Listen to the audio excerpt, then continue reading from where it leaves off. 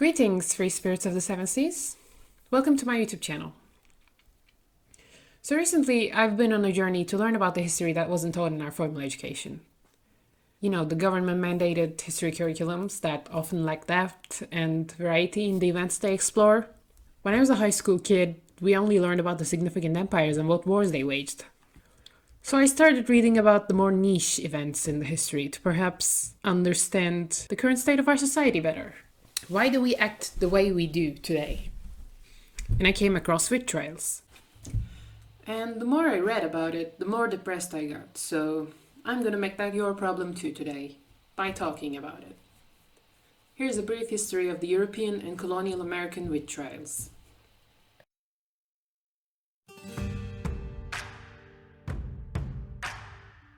Now picture, if you will, the late medieval era.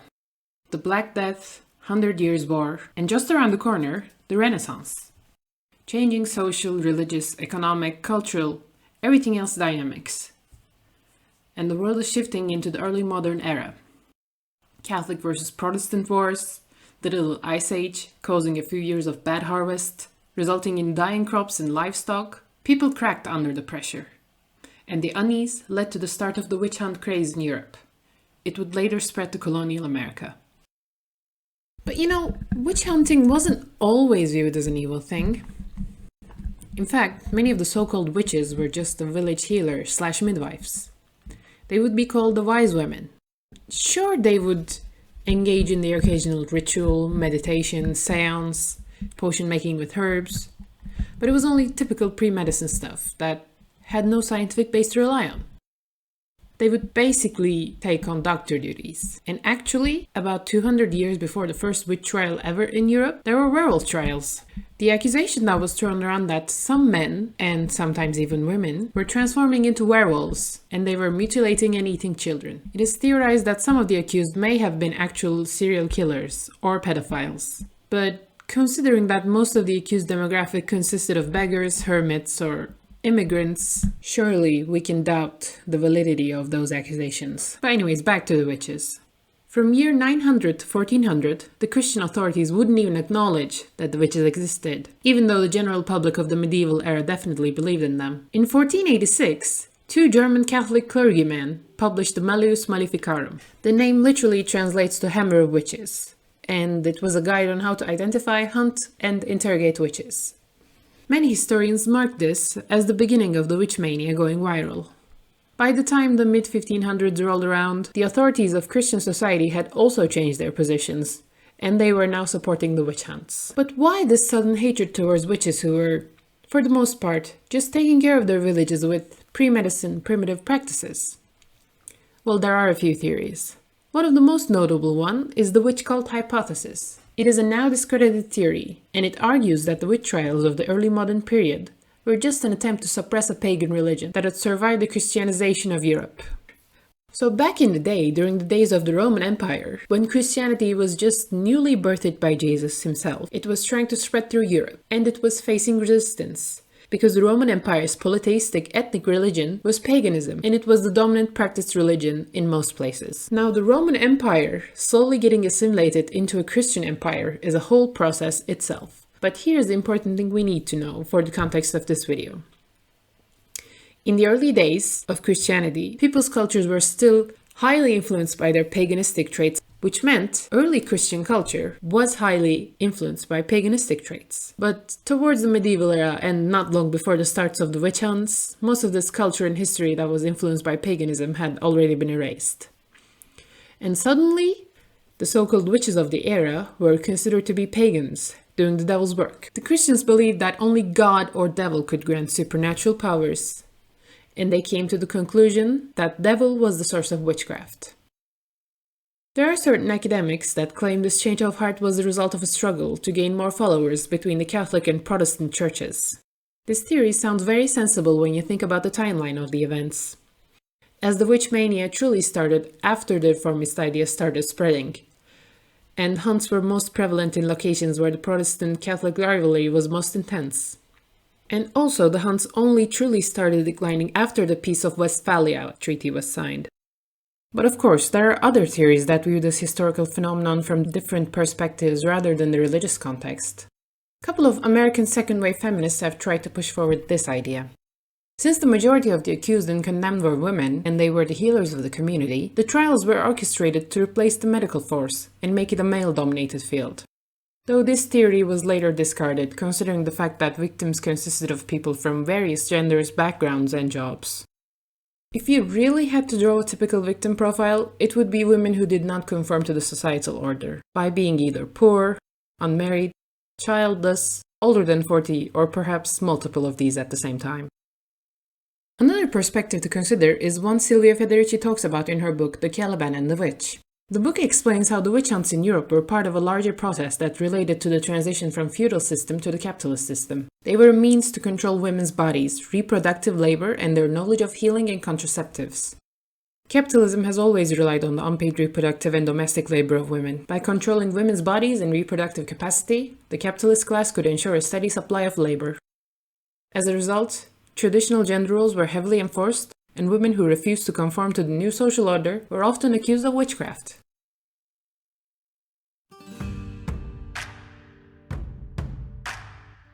And so, one way or another, the European witch hunt craze started and spread very quickly.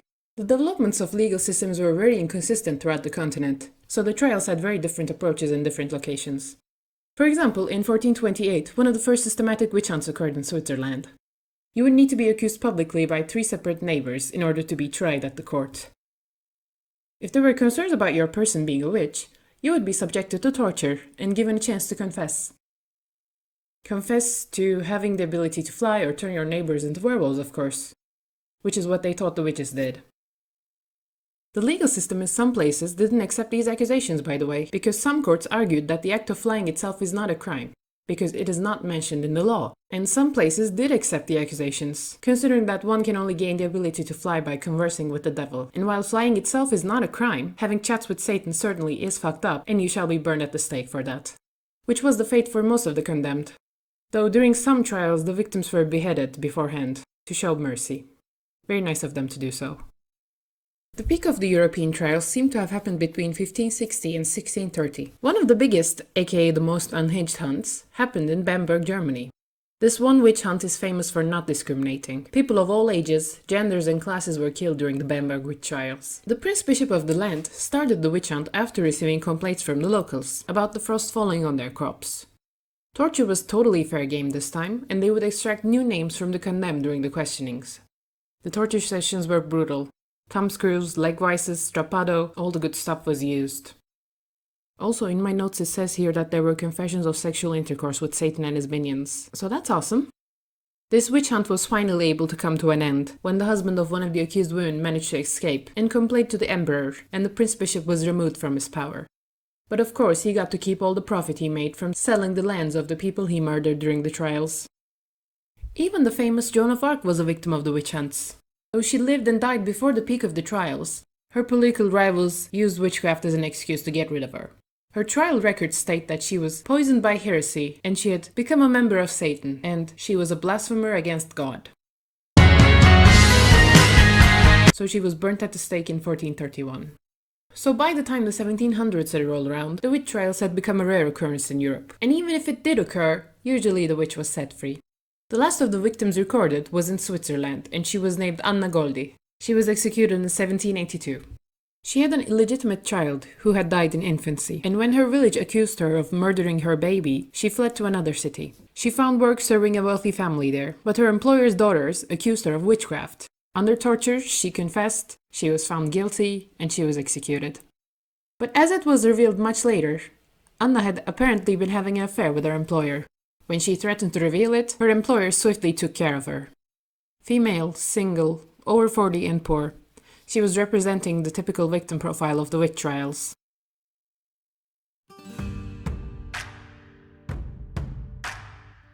So while the witch trials were dying down in Europe, they were just starting in the colonial America. The colonies were still recovering from the wars between the French and the British. There had been a smallpox epidemic, and then there was the ongoing fear of attacks from the neighboring Native American tribes.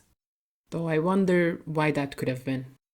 It was during the 1600s that the Massachusetts colony was just being established, near a Native American fishing site. And most of the settlers were Puritans. They called themselves the Puritans because they claimed they wanted to purify the church from its Roman Catholic teachings and practices to transform the society. Particularly for the Salem witch trials, the story of the inciting incident is quite famous. In 1689, the young daughters of the Salem's village minister, ages 9 and 11, started having fits out of the blue. There have been many theories to why this might have happened. Some theories include epilepsy seizures, or the appearance of an LSD-like fungi which got into the water supply. But no matter what the real reason was, the local doctors of the time deemed the reason to be supernatural anyways. After a few other children in the village started experiencing similar symptoms, the colonial officials gathered the court and officially started the trials to find the culprits. The girls accused 3 different women: Sarah Good, a homeless beggar; Sarah Osborne, an elderly impoverished woman; and lastly Tituba, a Caribbean woman enslaved by the minister's family. They were interrogated for days. The first 2 pled innocent, but Tituba confessed to serving the devil. She also claimed there were several other witches looking to destroy the Puritans. This claim sent the already paranoid people into a frenzy. Dozens of people from Salem and the other Massachusetts villages were brought in for questioning. Even people like Martha Corey, who was a loyal member of the church, and Sarah Good's 4-year-old daughter Dorothy was questioned. The latter, of course, ended up being found guilty of the charges. Being 4 years old and all, she was timid in answering during the questionings, and this ended up causing her downfall. Initially, the locals weren't very willing to oppose the trials, as it would put them under suspicion too. But towards the end of 1690s, opposition grew. On May of the year 1692, Governor William Phips ordered the establishment of a special court of oyer and terminer, which means to hear and to decide. But while the trials were continuing, his wife also got accused of being a witch. In response to the suspicions about his wife, Phips put a stop to further arrests and released many of the accused witches.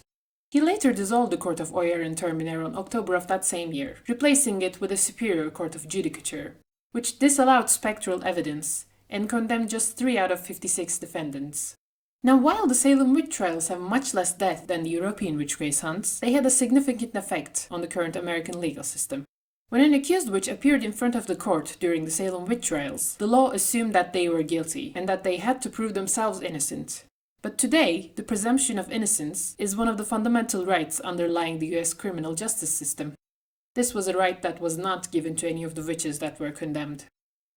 By May of next year, 1693, Phips had pardoned all of those imprisoned on witchcraft charges. But until that point, 19 men and women had been hanged on the gallows. At least 5 of the accused had died in jail, and even animals fell victim to the hunts, with certain people in Andover and Salem villages killing 2 dogs they believed to be linked to the devil.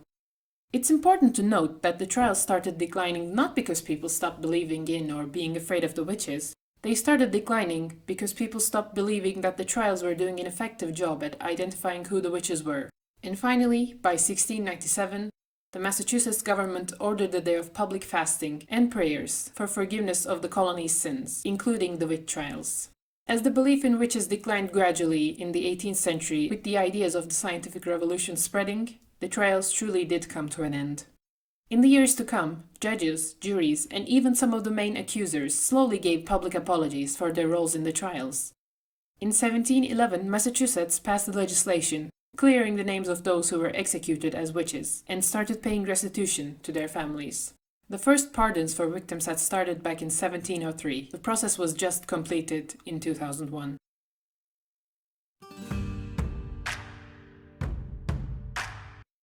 A memorial was built in 1992 in the Liberty Street of Salem, nearly 300 years after the initial incident. The memorial today is maintained by the volunteer community organization called Voices Against Injustice. So, this is my Roman Empire. The witch trials are a mark on history that I feel like not many people think to be that important, but it is a significant chapter in the history of violence against women. And a fun but not so fun fact, while I was researching for this video, I came across this thing. It's from Wikipedia.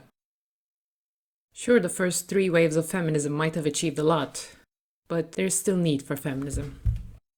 The women accused during those trials suffered not only from the injustice of the legal system, but also from the deeply entrenched misogyny that permeated the society. and the legacy of the witch hunts continue to influence gender relations in modern times. Our ongoing struggles for bodily autonomy and human rights are part of a long history of resistance against these historical injustices. And on that note, I guess that is all I have to say about this topic. Thank you for listening.